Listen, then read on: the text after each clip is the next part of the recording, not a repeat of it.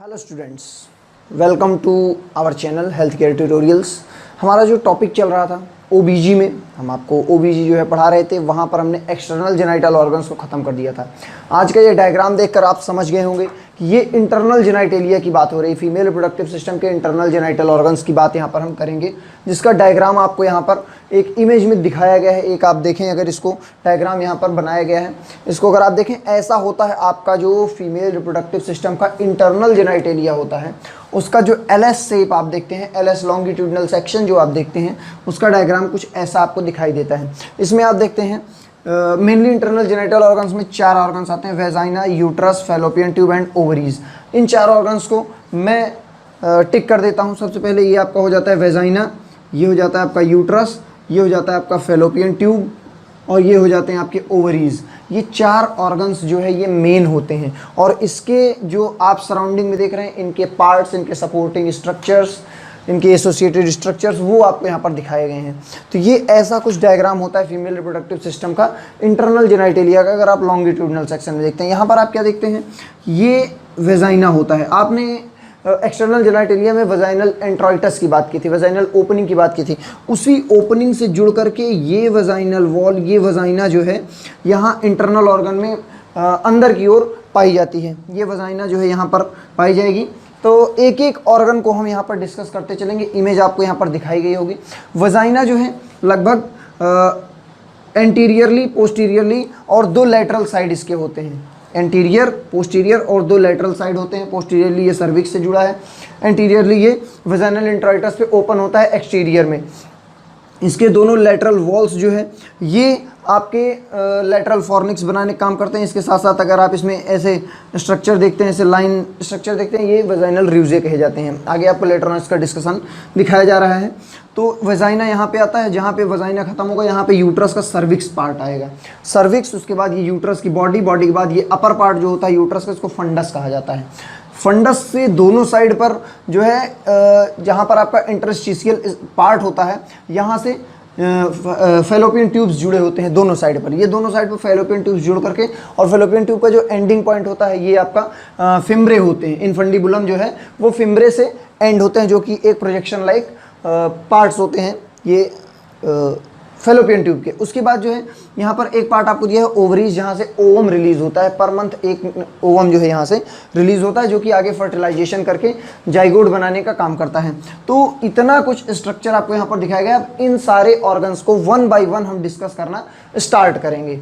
तो सबसे पहला पार्ट होता है इसमें वेजाइना। हम सबसे पहले वेजाइना पर डिस्कस करते हैं। वेजाइना जो है एक हॉलो मस्कुलर ऑर्गन होता है। हॉलो मस्कुलर ऑर्गन होता है, मतलब हॉलो मतलब खोखला, मस्कुलर मतलब मसल्स का बना हुआ, जो कि फाइब्रोमस्कुलर शेथ की कवरिंग इस पर पाई जाती है। फाइब्रोमस्कुलर शेथ की इस पर कवरिंग पाई जाती है। इससे इसके वॉल जो है बने होते हैं, वेजाइनल वॉल, जिसमें सबसे ज़्यादा डिस्टेंटेबिलिटी पाई जाती है। अगर आप इसको देखें, डिस्टेंटेबल ज़्यादा होता है। डिस्टेंटेबिलिटी मीन्स इलास्टिसिटी। इलास्टिसिटी इसमें सबसे ज़्यादा पाई जाती है। इसकी अगर हम लेंथ की बात करते हैं, इसकी लंबाई जो होती है वो एंटीरियर वजाइना जो होती है उसकी लंबाई लगभग 7 सेंटीमीटर, और पोस्टीरियर वजाइना की लंबाई लगभग 9 सेंटीमीटर के आसपास होती है। पोस्टीरियर वजाइना की जो लेंथ होती है वो लगभग 9 सेंटीमीटर और एंटीरियर वजाइना की लगभग 7 सेंटीमीटर होती है। इसका जो अगर डायमीटर की बात करें तो 2.5 सेंटीमीटर इसका लगभग डायमीटर होता है। इसका लगभग 2.5 सेंटीमीटर डायमीटर होता है। और इसमें जो एक इसके फंक्शन की बात करें, मेनली इंपॉर्टेंट क्यों होता है, तो सबसे पहली चीज़ ये हॉलो मस्कुलर होता है, खोखला मसल्स होता है, तो ट्यूब लाइक स्ट्रक्चर होता है। Hollow muscular tube like structure होता है, जिसका फंक्शन क्या रहेगा मेनली, कि ये जो मेंस्ट्रुअल डिस्चार्ज निकलते हैं उनको एस्केप कराने के लिए रिस्पॉन्सिबल होता है। मेंस्ट्रुअल डिस्चार्ज को एस्केप कराता है। मेंस्ट्रुअल डिस्चार्ज जो भी मेंसेस जब रिलीज होते हैं, मेंस्ट्रुअल साइकिल जब चलती है, वहाँ पर जो ब्रेकडाउन होता है एंडोमेट्रियम लेयर का, वहाँ से जो मेंस्ट्रुअल डिस्चार्ज होता है उसको एक्सटीरियर इन्वायरमेंट में एस्केप कराने के लिए ये वजाइनल ट्यूब रिस्पॉन्सिबल होती है। इसके साथ साथ जब सेक्सुअल इंटरकोर्स होता है, सेक्सुअल इंटरकोर्स के समय ये पेनिस को रिसीव करती है। ये पेनिस को रिसीव करती सेक्सुअल इंटरकोर्स के समय। तो यहाँ पर भी इसकी इलास्टिसिटी देखी जाती है, इलास्टिक वॉल होती है, तो इसके कारण ये इलास्टिक होकर के पेनिस को ईजिली रिसीव कर पाती है। इसके बाद आप इसका नेक्स्ट फंक्शन देखें, ये फीटल एक्सपल्सन भी करती है। अगर आप इसको देखें, मेनली फीटल एक्सपल्सन भी करती है ड्यूरिंग डिलीवरी। जब बेबी की डिलीवरी होने लगती है, इन दैट कंडीशन ये फीटल एक्सपल्सन भी करती है, फीटस को यूट्रस से आउटर एनवायरनमेंट में ले जाने के लिए भी रेस्पॉन्सिबल होती है। तो ये मेन वजाइना का जो है इतना लगभग फंक्शन होता है, इसका लगभग ऐसा स्ट्रक्चर होता है। इसके बाद हम बात करते हैं organs associated with the vagina की।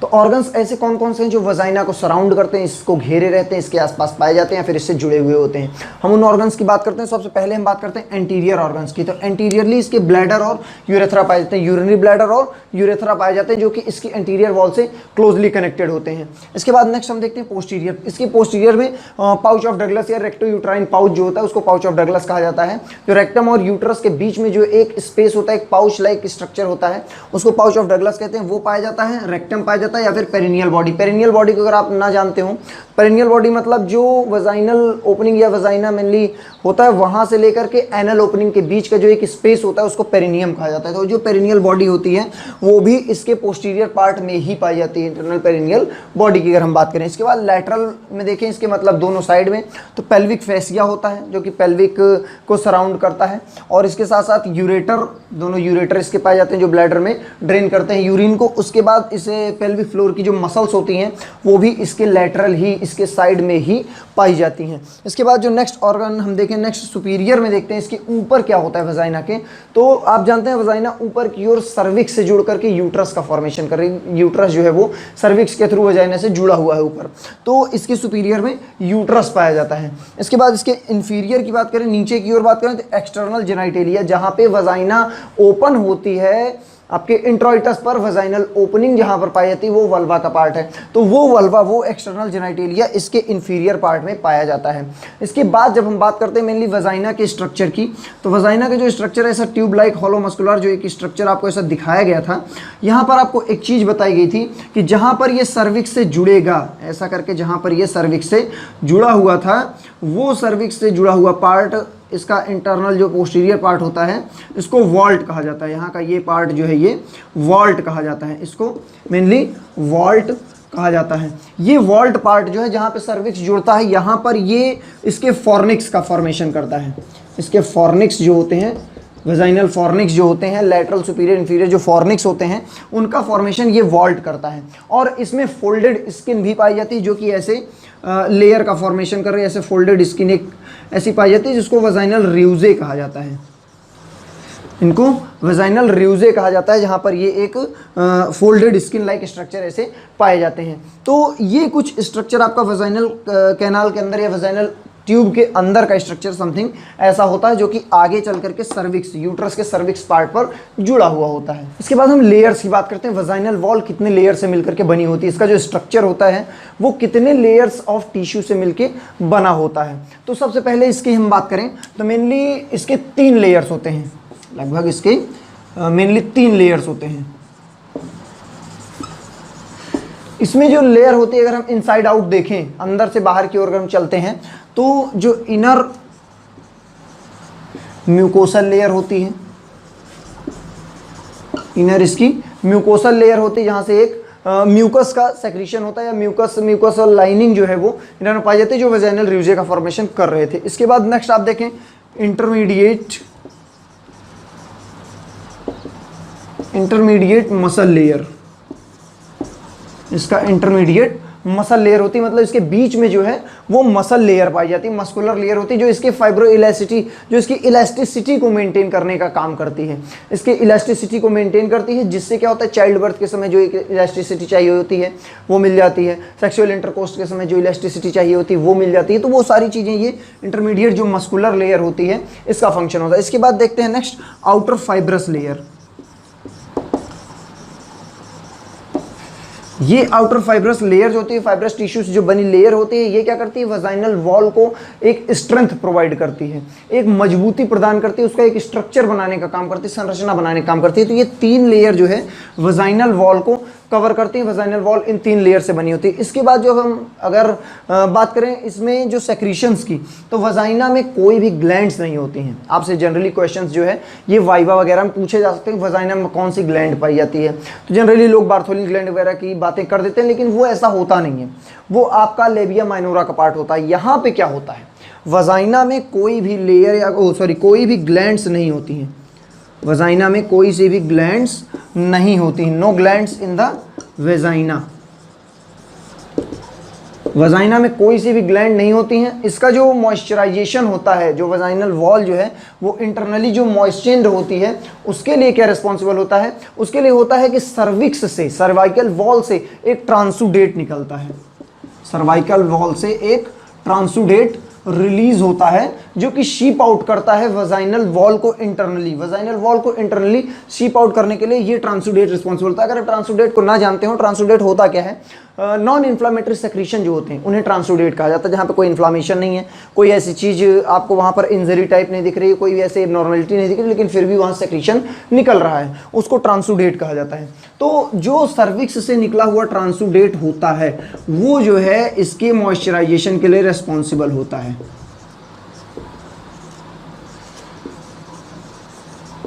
वजाइना के मॉइस्चराइजेशन के लिए सर्विक्स से निकला हुआ ट्रांसुडेट जो है वो उसके लिए रिस्पॉन्सिबल होता है, उसके मॉइस्चराइजेशन के लिए।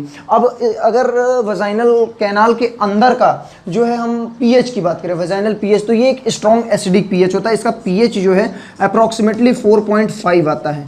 ये पीएच अप्रॉक्सीमेटली 4.5 इसलिए आता है ताकि यहाँ पर जो वजाइनल फ्लोरा को मेंटेन करने वाले जो बैक्टीरिया, जो बेसिलाई हैं, जिन्हें डॉर्डरलिन बेसिलाई कहा जाता है, डॉर्डरलिन्स बेसिलाई इन्हें कहा जाता है, ये बेसिलाई आसानी से यहाँ पर सर्वाइव कर सकते हैं, सर्वाइव करके वजाइनल फ्लोरा को मेंटेन रख सकते हैं, उसमें होने वाले इन्फेक्शंस को प्रिवेंट कर सकते हैं।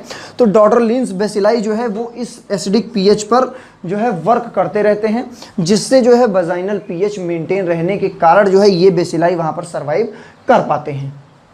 नेक्स्ट हम बात करते हैं यूट्राइन वेजाइनल सप्लाई की। वेजाइना को कहाँ से सप्लाई होती है, ब्लड सप्लाई उसकी कहाँ होती है, Venus drainage, lymph drainage, nerve supply कहाँ से होती हैं, उन चीज़ों की हम उन ब्रांचेस की बात करेंगे। तो सबसे पहला जो है आर्टीरियल सप्लाई देखते हैं ब्लड सप्लाई में। आर्टीरियल सप्लाई मतलब जो आर्टरी की सप्लाई है, जो एक ऑक्सीजनेटेड ब्लड सप्लाई होता है उस पर्टिकुलर टिश्यू के फंक्शनिंग के लिए। तो ये इंटरनल इलियक आर्टरी की जो ब्रांचेस हैं वहाँ से इसको आर्टीरियल सप्लाई होगी। वजाइनल आर्टरी, इसकी सेल्फ आर्टरी जो होती है उससे ब्लड सप्लाई होगी, और साथ ही साथ जो यूट्राइन आर्टरी, यूट्रस को सप्लाई करने वाली जो आर्टरीज हैं, जब वो डिसेंड होने लगती हैं, नीचे की ओर बढ़ने लगती हैं, तो उनकी ब्रांचेस से भी इसको ब्लड सप्लाई होती है।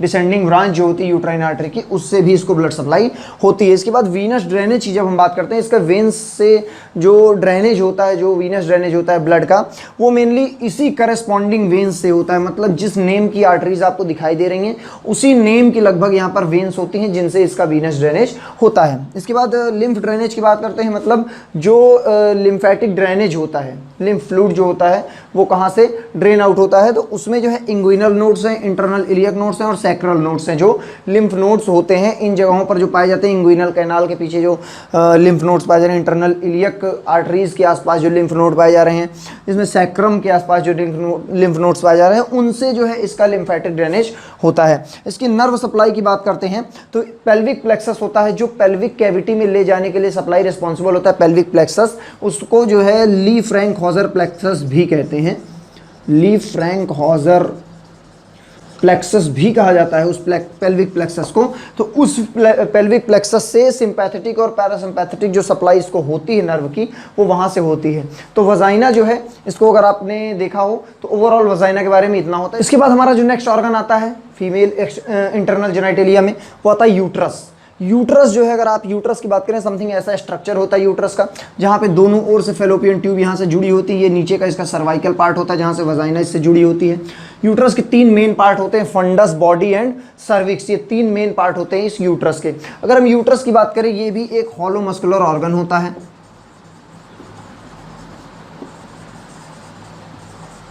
हॉलो मस्कुलर ऑर्गन होता है जो कि पेल्विक कैविटी में पाया जाता है, मेनली ट्रू पेल्विस में, lies in the pelvic cavity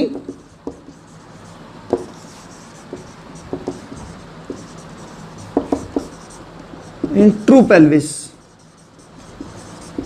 pelvic cavity mainly true pelvis में ये पाया जाता है, जो कि अगर आप स्टैंडिंग पोजीशन में देखें, एक वुमेन को स्टैंडिंग पोजीशन में देखते हैं तो उस पोजीशन में ये हॉरिजॉन्टल पोजीशन में पाया जाता है। हॉरिजॉन्टल पोजीशन में ऐसा होगा कि ब्लैडर इसके ऊपर रेस्ट कर रहा होता है, जो यूरिनरी ब्लैडर होता है वो इसके ऊपर रेस्टिंग पोजीशन में पाया जाता है। अगर आप इसके देखें मेनली एंटीरियरली भी इसके देखते हैं, मेनली ब्लैडर होता है, इसके पोस्टीरियरली में अगर आप जाते हैं तो रेक्टम आता है। अगर हम इसके मीजरमेंट की बात करें तो इसका जो मीजरमेंट होता है, इसकी लेंथ जो होती है लगभग 7.5 सेंटीमीटर होती है।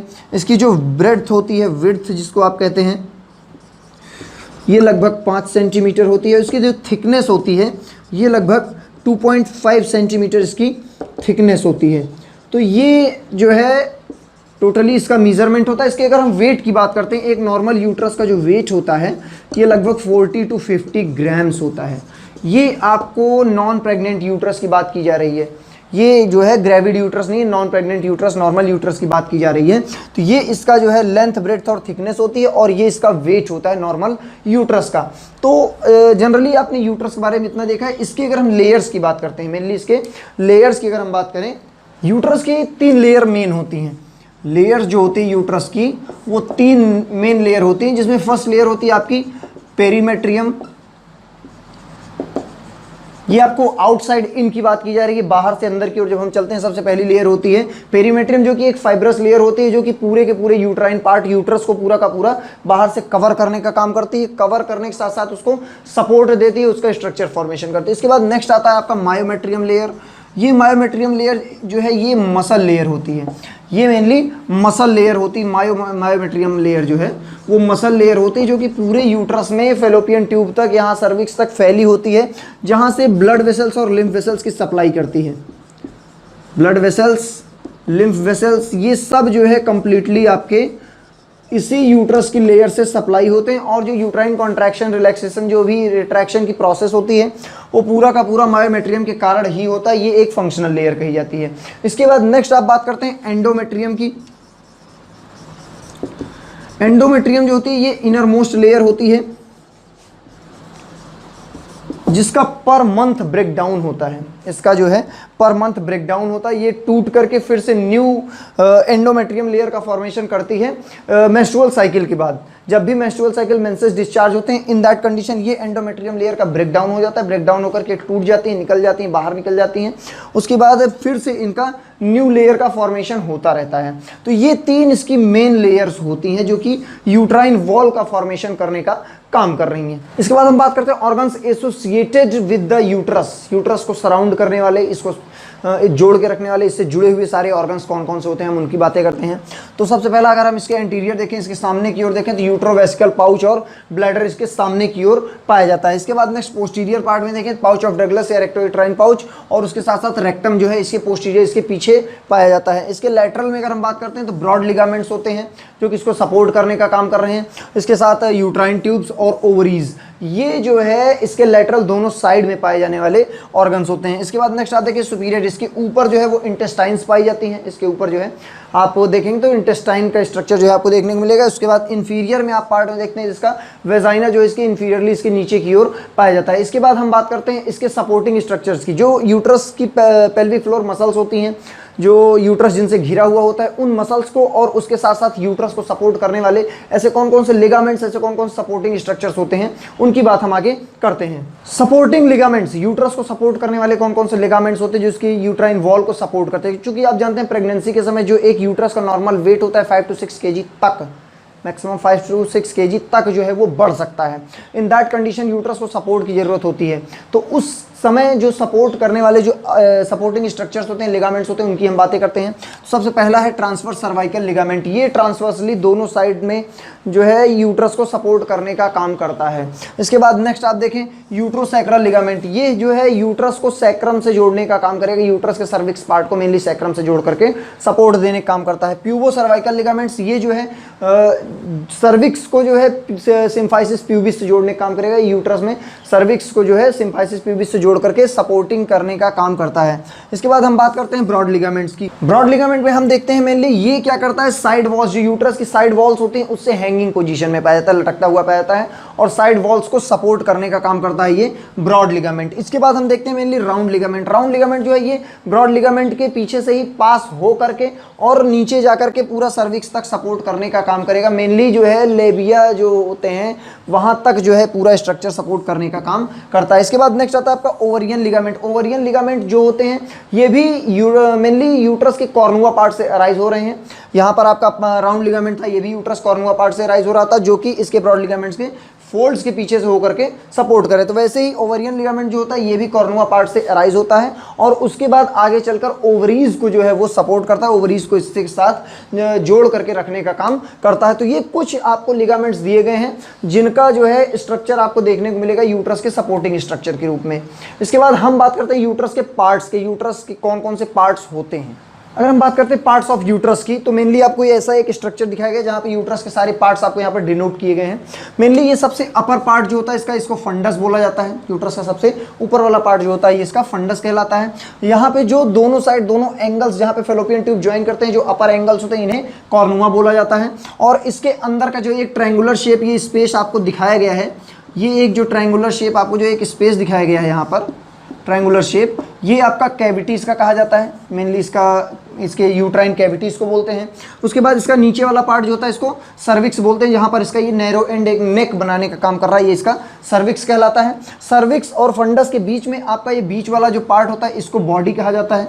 बीच वाला पार्ट जो है इसका कॉर्पस या बॉडी कहा जाता है यूट्रस का। और बॉडी और सर्विक्स के बीच में जो एक नैरो 7 mm के आसपास का स्ट्रक्चर होता है इसको स्थमस कहा जाता है। नैरो 7 mm के आसपास का स्ट्रक्चर जो है सर्विक्स और बॉडी के बीच में जो होता है नैरो स्ट्रक्चर, इसको स्थमस कहा जाता है। इसके इंटरनल और एक्सटर्नल ओस को देखें, जहाँ पर सर्विक्स इंटरनली ओपन हो रहा है, इंटरनली जहाँ पर इसकी ओपनिंग है वो इंटरनल ओस कहलाता है और बाहर की ओर जो इसका ओपनिंग का फोल्ड है ये इसका एक्सटर्नल ओस कहलाता है।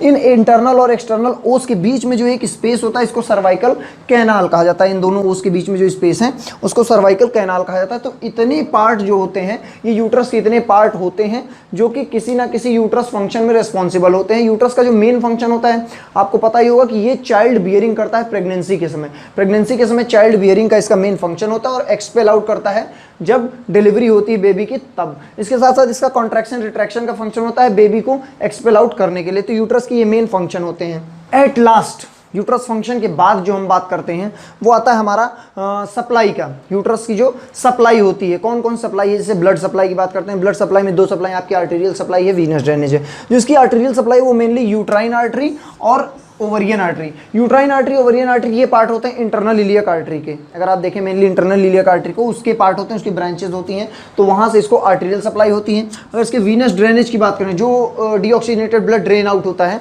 उसके लिए जो है करस्पॉन्डिंग वेन्स ही होती है। मतलब जिस नाम की आपको आर्टरी दिख रही है उसी नाम की आपको वेन होती है, uterine when and ovarian when के द्वारा ये ड्रेन आउट होते हैं। इसके बाद नेक्स्ट देखें आप लिम्फ ड्रेनेज, मतलब लिम्फ नोड्स जो होते हैं यहाँ पर कौन कौन से पाए जाते हैं जो कि लिम्फेटिक ड्रेनेज करने का काम करते हैं मेनली यूट्रस का। तो इंटरनल इलियक नोड्स हैं जो कि इंटरनल इलियक नोड्स के नाम जाने हैं, इलियम के आसपास पाए जाने वाले हैं। उसके बाद पेल्विक लिम्फ नोड्स होते हैं, जो पेल्विक कैविटी में लिम्फ नोड्स होते हैं वो जो है दोनों लिम्फ नोड्स के द्वारा ही इसका लिम्फेटिक ड्रेनेज होता है। नर्व सप्लाई की अगर हम बात करें, इसकी नर्वस सप्लाई कहाँ से होती है, तो इसका मेनली पेल्विक प्लेक्सस जो ब्रांच होती है नर्वस सप्लाई की, उससे इसको ब्लड सप्लाई होती है। जैसे ली फ्रैंक हॉजर प्लेक्सस भी कहा जाता है पेल्विक प्लेक्सस को, तो उस प्लेक्सस के द्वारा इसको नर्व सप्लाई होती है। तो आज के इस लेक्चर में इतना ही। इसके बाद जो नेक्स्ट दो ऑर्गन्स और बचे हैं आपके फेलोपियन ट्यूब और ओवरीज, उसको हम आगे नेक्स्ट लेक्चर में कवर करेंगे। उसके बाद नेक्स्ट आपका एक्सेसरी ऑर्गन भी आगे नेक्स्ट लेक्चर में या उसके नेक्स्ट लेक्चर में कवर करने की कोशिश की जाएगी। So thanks for watching the video and share the video if you like, और कमेंट करना ना भूलें। चैनल को सब्सक्राइब जरूर करें। थैंक्स।